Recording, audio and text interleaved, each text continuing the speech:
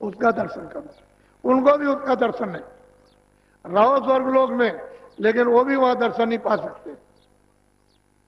तो बताइए आप कि स्वर्गलोक में उसका दर्शन नहीं होता, सूक्ष्म लोक का उसमें दर्शन नहीं होता, तो फिर बताओ यहां मनुष्य शरीर मृतलोक सबसे महत्वपूर्ण, यह स्थान अति उत्तम।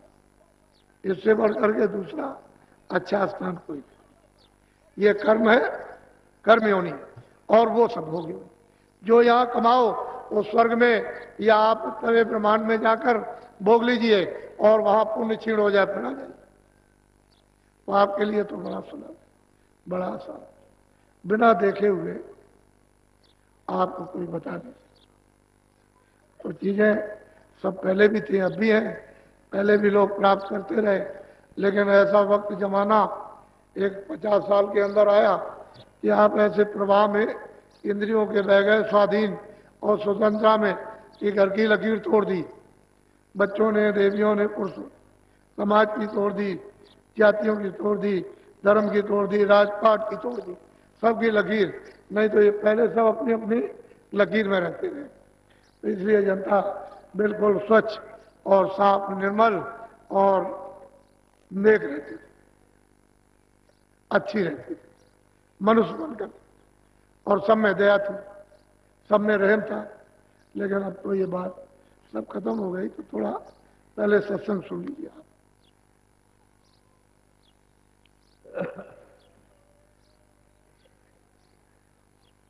साते गुरु खोजोरी प्यारी, जगत में दुर्लभ रतन यही। कहते हैं कि नर नारी बच्चे बच्चियों बहुत प्यार से महापुरुष समझाते हैं कि तुम सदगुरु को खोजो, ये मानव तन रतन है और किसी काम का नहीं। वैसे तो मानव तन मिट्टी है, लेकिन अगर सदगुरु चेतन मिल जाए, चेतन से जुड़ा हुआ, जिसने चेतन को प्राप्त किया, तो ये नर्तन रतन है।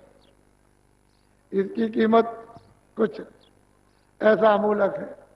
तो कहते हैं कि भाई तुम मतलब है सदगुरु की खोज, और क्या करो, कहते हैं उससे प्रेम करो, तो तुम्हारा ये शरीर रतन अमूलक, और अभी कोड़ियों के बदले में भी नहीं, इसकी कुछ कीमत नहीं है। तुमको 500 रुपए में खरीद ले, 5,000 खरीदे, 200 रुपए में खरीद ले, तुम अपने आप को बिकने को तैयार हो, कोड़ियों के बदले में भी नहीं, और फिर आप किसी में भी नहीं खरीदे जा सकते। कहते हैं ऐसा नर्तन, कहते हैं कि तुम सदगुरु खोजो, ये दुर्लभ मानव शरीर, ये रतन है, इसको बेकार आप मत जाने दो, इसी में बैठ के प्रभु मिलता है, और वही सर्व संपत्ति है, वही सर्वधन है, सर्व सुख है, वही सर्व भंडार है, वही ज्ञान का है, उसी से छुटकारा होगा। नहीं तो ऐसे जन्मते और मरते न मालूम कितने अनगिनत युग बीत गए, अभी तक तो छुटकारा हुआ नहीं। तो बहुत प्यार से वो समझाते हैं कि तुमको करना क्या है। पहले सदगुरु की खोज, कहीं मिले, मुसलमान में मिल जाए, तो मिल जाए, काला हो, सांवला हो, जैसा हो, वो मिलना चाहिए। तुम उसको काला सांवला जात पात का मत हो। कहते हैं मोल करो तलवार का, पड़ी रहे दो म्यान। अरे म्यान का क्या करते हो, तलवार का मोल, ज्ञान का मोल करो। अरे वो खोल का क्या करते हो, जो काला है, सांवला है, गोरा है, ये सफेद है, ये ऐसा है, वैसा है, कोई गेरू है, कोई लाल है, कोई पीला है, कोई सफेद है, कुछ नहीं। उस ज्ञान का मोल करो। तुमको अपने घर में जाना है, उसका मोल करो। ऐसा सौदा करो कि मानो रतन आपका ये काम में आ जाए और जीवात्मा घर पे वापस पहुंच जाए। बोलो। जिन पर मेहर दया सते गुरु की, उनको दरस दई। कहते जिन पर सदगुरु की दया महर दया दृष्टि है, उनको तो दर्शन मिलेगा ही, मिलता है, मिलेगा। और जिनके ऊपर संत सदगुरु पूरे की दया नहीं है, वो कुछ नहीं पा सकते। वो ये रतन शरीर हाथ से चला जाएगा, आखिर किनारे पर आ गए हो, किसी का 2 बरस, किसी का 10 बरस, किसी का 5 बरस, किसी का 20 बरस। जिस दिन से तुम माँ के गर्भ से बाहर निकले हो उसी दिन से आयु घटने लगी। जैसे ही सूरत माँ के पेट में 5 महीने जब पिंड बन गया और छोड़ी, उसमें बैठा दी, बस आयु घटना शुरू हो गई। उसी दिन से गर्भ से ही आयु घटने लगी। एक एक दिन मतलब 9 महीने तो यूं ही चले गए आपके, और फिर बाहर आए हो तो आप समझ रहे हो बच्चा बड़ा हो रहा, और हम समझते समझाते हैं घट रहा। इसमें से आयु कम हो रही। इसी में से 2 बरस, 4 बरस, 5 बरस का समय हुआ, समय आया बस चला गया। 10 बरस में चला, 20 बरस, 25 बरस में, तो तुम कहते हो जवान चला गया। अरे वो जवान नहीं गया, उसका समय इतना ही था, जब वो उसकी अवध पूरी हो गई, श्वासों की पूंजी खत्म हो गई, तो उसने जीवात्मा को निकाल के बाहर कर दिया। तुमको तो उसी समय में रहने में अपना काम करना चाहिए था। तो बच्चा बढ़ रहा, बच्चा बढ़ रहा, पढ़ रहा, ये कर रहा, वो कर रहा, अभी शादी विवाह करेगा, अभी क्या करेगा, तब तक समय खत्म हो गया। ऐसे ही 40 हुए, 50 हुए, चल दिए। अब क्या भरोसा, इस दिन ये डाल टूट जाए। और जब पत्ते डाल से झड़ जाते हैं कभी वापस नहीं लगते। मानव तन से नाक और मुंह से श्वास निकल जाएगी, ये वापस कभी नहीं लगेगा। वो तो पूंजी कम हो गई। यही गिनती की पूंजी है, दूसरी और कोई पूंजी नहीं। कोई उम्र नहीं है, श्वासों की पूंजी है। अब जितनी 24 घंटे में निकलती है वो पूंजी उसको है। अब 10 बरस लगे, 20 बरस जल्दी जल्दी निकाल दो तो 2 बरस कम हो जाए। पूंजी को संभाल करके रखो तो पूरे समय तक जाओगे आप। तो पूंजी मिलती है श्वास, ये जो निकलती है हवा अंदर और बाहर, अंदर और बाहर, ये आपको पूंजी मिली हुई है। पूंजी खत्म होते ही ये चमड़ा आएगी, बस इसमें से सूरत रह ही नहीं सकती है, क्योंकि पूंजी तो खत्म हो गई, क्षणों में सर से सिमट जाएगी, उसके रहने का कोई स्थान ही नहीं। उसी पूंजी का तार लगा हुआ है, उस शब्द का, उस नाम का, और वो मतलब एक गोपनीय है, और फौरन खींच लेगा, अलग कर देगा, आप पड़े रहेगा। लड़का मर गया, पति मर गई, पत्नी मर गई, रिश्तेदार चला गया, क्या है, क्या हो गया, आप चिल्लाते रहो। ऐसा रतन अमोलक मनुष्य शरीर, और आपने जीवन में उस महापुरुषों की खोज नहीं की जो आत्माओं को जगा देते, और वापिस ये बेचारे संसार में कितने मुद्दतों से भटक रहे तो अपने घर में पहुंच जाते। वो कोई ऐसा देश है, वो तो ऐसे सूरज इस घास पर यानी पृथ्वी पर लग जाए तभी तो उसकी इतनी किरण के सामने कुछ नहीं। ऐसा तुम्हारा निर्मल प्रकाशमान स्वच्छ आनंद, और मतलब यह है कि अमृत का देश है, उसको छोड़ करके यहाँ अमृत चाहते हो कहीं मिल जाएगा, यहाँ कहाँ है।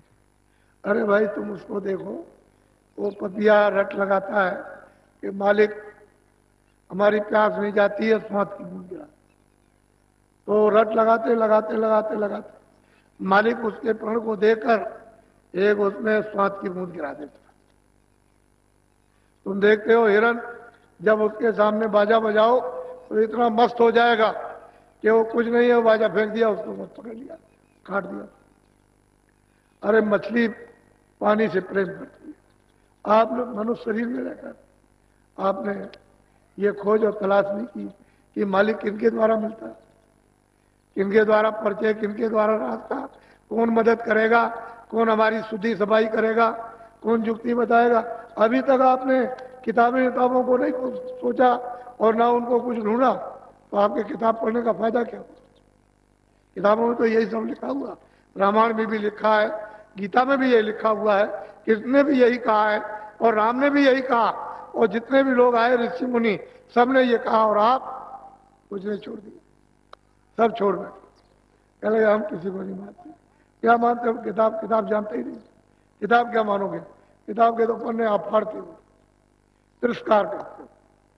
देवता का किताबों का तिरस्कार नहीं, उसका अर्थ समझो और उससे काम ले लो। और महापुरुषों के पास जिन्होंने देखा उनके पास जाओगे तभी आप उनको समझ सकते। बोलो। दरस पाए सतलोक सिधारी, सात नाम पद की। कहते हैं जब महापुरुष मिल जाएंगे और फिर उसको बाहर और अंदर दोनों तरफ दर्शन होगा, तभी तो उसको ले जाएंगे। ऐसे कैसे जाएगा? वो तो रास्ते में एक दो लोग हों तब तो वो जा भी सकता है कि चलो किसी एक लोग को पार करें। वहां तो अनंतों लोग हैं, गिनती में नहीं आ सकते। इतने लोगों को पार करके और अपने देश में जाना है तो जिसने रास्ता देखा होगा वही तो पहुंचाएगा। सड़क जिसने देखी है वही तो सड़क पर ले जाकर आपको छोड़ देगा। तो नाम रूपी सड़क पौड़ी उसने ऊपर से नीचे तक लगा रखी है और आंखों के सामने टिकी हुई है। ये ध्रुवतारा जो देखते हो ये उसी का प्रतिबिंब है। उस पर्दे पर, फिर दूसरे पर्दे पर, फिर तीसरे पर्दे पर, चौथे पर्दे पर, हजारों पर्दों पे पड़ा हुआ और वो आपको दिखाई देता है ध्रुवतारा। और वो अटल है, अपनी जगह पर है। वो सतलोक की धारा आई हुई है, एक जगह पर स्थित है, कोई हल्टी उल्टी नहीं है। उसी पर सब झूलते हैं और घूमते रहते हैं। वो तो एक धुरा है, उसी पर घूमते हैं सबके सब लोग घूम रहे हैं।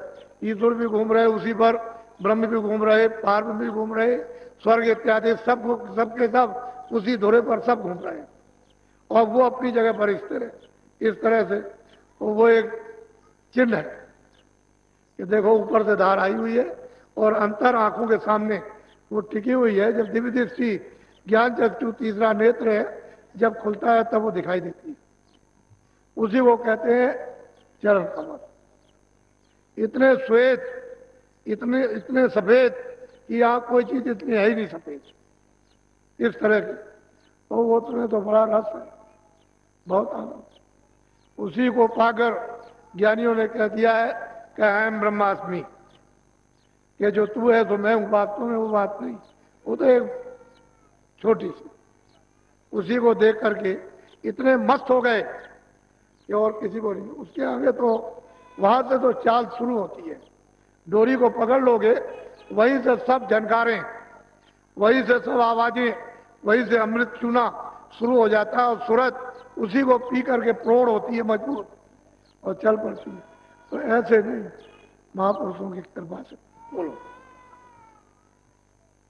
जीव परे 84 बार में खान पान मदमा। कहते हैं जीव बेचारे क्या करें, मनुष्य शरीर में क्या करें, 84 का कर्म कर रहे और इस खान पान में लगे पड़े।